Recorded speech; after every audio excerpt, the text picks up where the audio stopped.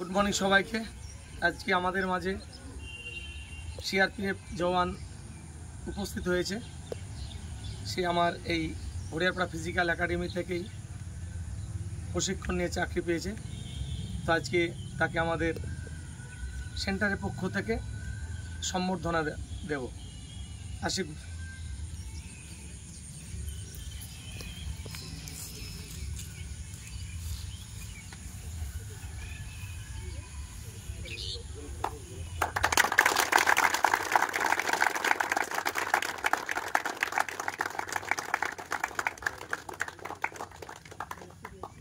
সেই সঙ্গে ডেকে নেব আরও চারজন মাকে উপস্থিত হয়েছে, যারা অলরেডি চাকরি করছে। প্রথমে মতিন মণ্ডলকে ডেকে নেব, ডব্লিউবিপি।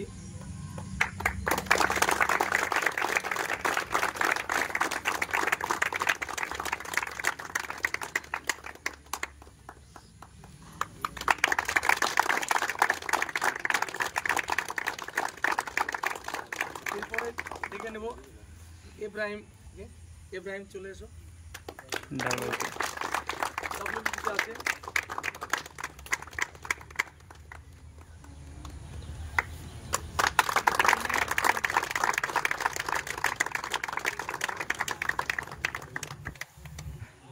এরপরে ডাকবো সুদীপ্ত পালকে, বিএসএফ সুদীপ্ত পাল।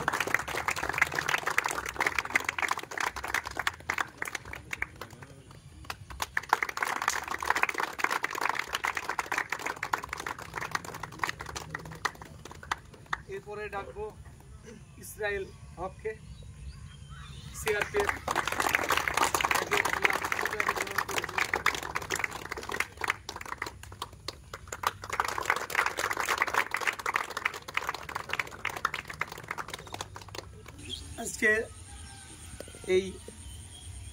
আজকের এই দিনে তার কতটা ভালো লাগছে আমি এই সিআরপিএফ জনকে বলার জন্য আহ্বান করছি।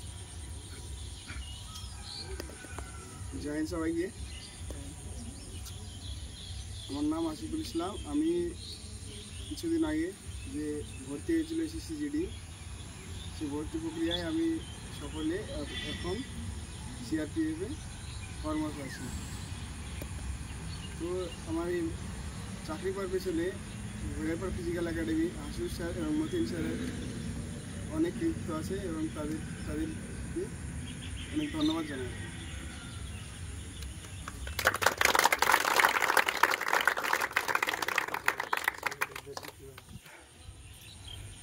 আরও বলবো সবাইকে, তোমরা এইভাবে আশুষ স্যার এবং মতিন স্যারের কথাই মেনে চলো এবং আমার মতো ইসরায়েলের মতো দেখো এখানে কয়েকজন আছে, আমরা এদের মতো সফল তোমরা হবে।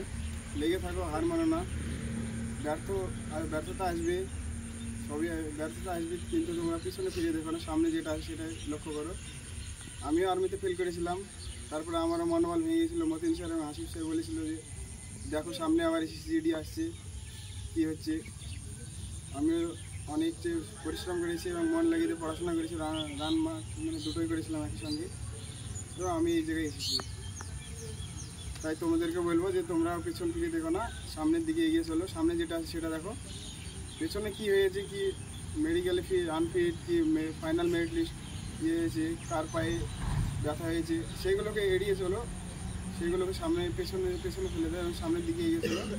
স্যারের কথা মতো চলো, দেখো তোমরাও সফলতা অর্জন করবে, এই আশা করি আমি। এরপর আমি ইব্রাহিমকে কিছু বলার জন্য আহ্বান করছি। ইব্রাহিম,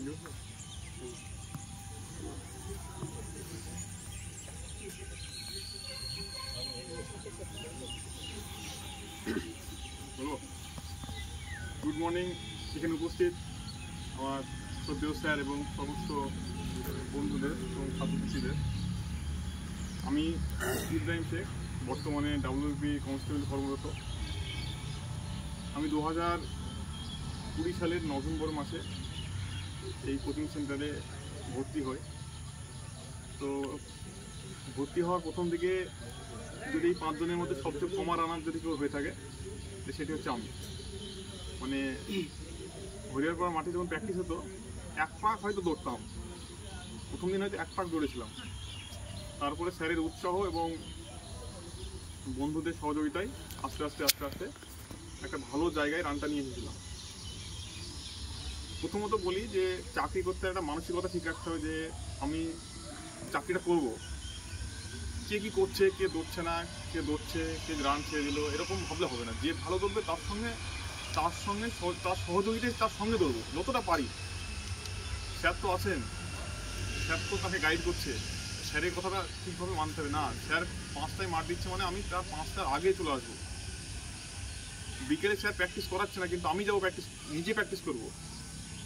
স্যার যেটা করাবে সেটা আমি আগেই করে রাখবো। পড়াশোনাও তাই, এখন বর্তমানে পড়াশোনাটাও সমান গুরুত্ব, সবাইকে পড়াশোনা করতে হবে। আমাদের এখানে ভালো টিচার আছেন, মতিন স্যার আছেন, আরও মুসলিম স্যার আছেন, আরও বাইরে থেকে 2টো স্যার আছেন, তো ওনারা অবশ্যই ভালো